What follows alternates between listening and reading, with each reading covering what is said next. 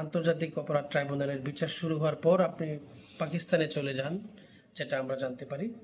সেই প্রেক্ষাপটের অজানা ঘটনা আমরা জানতে চাচ্ছি।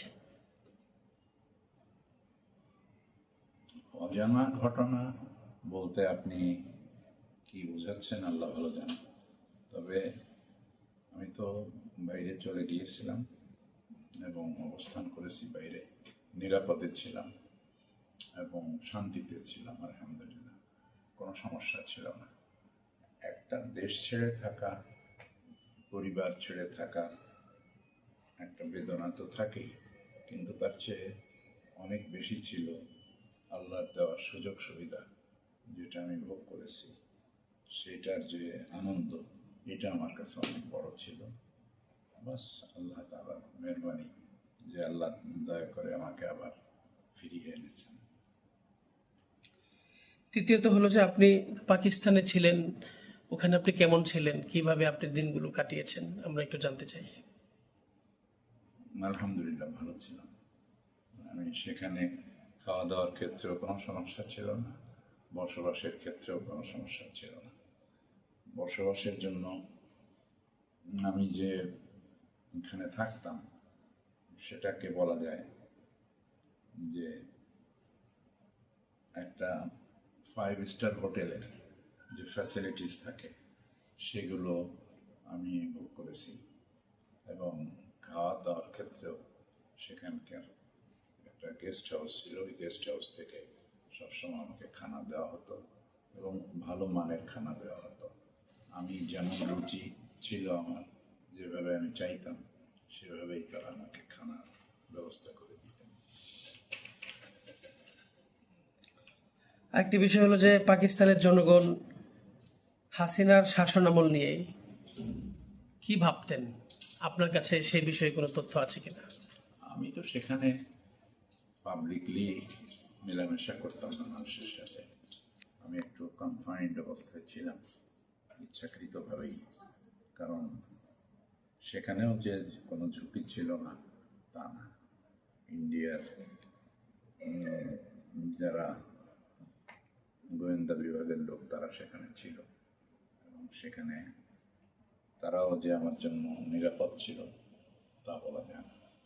সেই জন্য সেখানে বড় কমপ্লেক্স ছিল।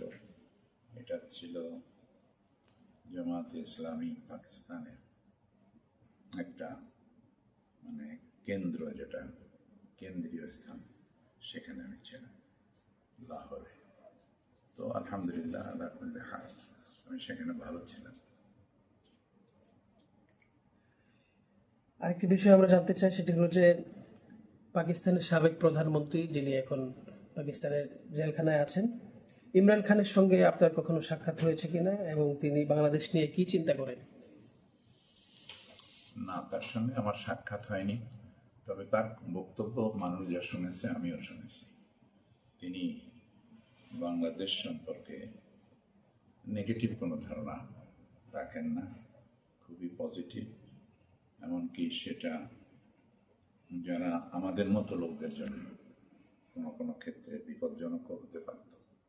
তার ইচ্ছা যদি বাস্তবায়িত হতো, ইল্লা মাশা আল্লাহ, আল্লাহর মেহরবানিতে আলহামদুলিল্লাহ তেমন কিছু হয়নি। আরেকটি বিষয় যে আপনি জঙ্গিবাদের বিরুদ্ধে সবসময় সোচ্চার ছিলেন, টিভিতে নিয়মিত আপনার অনুষ্ঠান হতো। এসব কারণে কি কখনো আপনি কোনো প্রতিবন্ধকতার মুখে পড়েছেন কিনা, আপনার এই বিষয়ে আমরা একটু জানতে চাচ্ছি। না, সেটা হয় নাই।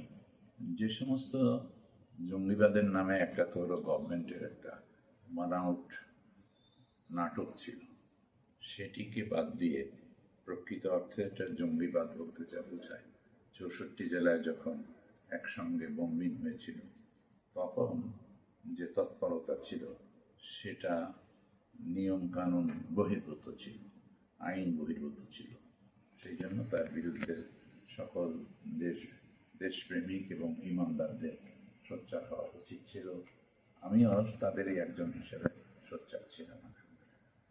মানে আপনাকে কোনো জঙ্গি ট্যাগ দিয়ে বা এরকম কোনো কিছু ঘটনার সম্মুখীন হয়েছেন কিনা আপনি? আমি তেমন ঘটনার সম্মুখীন হইনি, তেমন আশঙ্কা ছিল। যারা সে ব্যাপারে আমাকে অবহিত করেছিলেন এবং একটু সেফ জোনে থাকার ব্যবস্থা করেছিলেন। সে বলেছিলেন, পরামর্শ দিয়েছিলেন, সেখানে আমি ছিলাম, ক্যান্টনমেন্ট এরিয়াতে ছিলাম।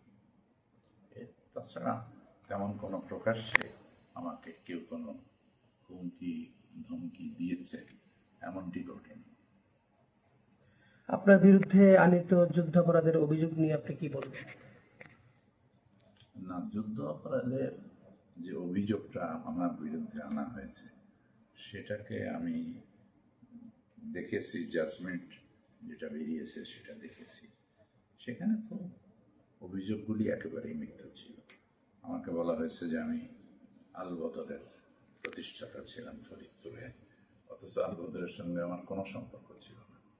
আমি তখন রাজেন্দ্র কলেজে পড়াশোনা করতাম, ছাত্র জীবন ছিল আমার। তো কোনো বাহিনীতে আমার যাওয়ার কোনো সুযোগ ছিল না এবং আমি যাইনি কোনো বাহিনীতে। এইভাবেই, এমনকি পিস কমিটি যেটা হয়েছিল তার ভিতরেও আমি ছিলাম না। এই যা কিছু অভিযোগ আনা হয়েছে এর মধ্যে কোনো সত্যতা বিন্দুমাত্র ছিল বলে আমার জানা নেই।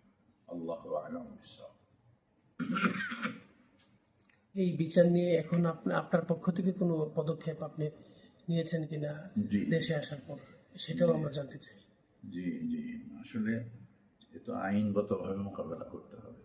গভর্নমেন্ট এটাকে যদি, এই কোর্টের ব্যাপারে গভর্নমেন্ট কোনো সিদ্ধান্ত নিতেন যে কোর্টের যত বিচার আচার হয়েছে সেগুলো বৈধ ছিল না, সুতরাং এটাকে আমরা বাতিল ঘোষণা করলাম, এমন যদি হতো তাহলে সেটার বেনিফিট তো আমিও পেতাম, কিন্তু তেমনটি হয় নাই।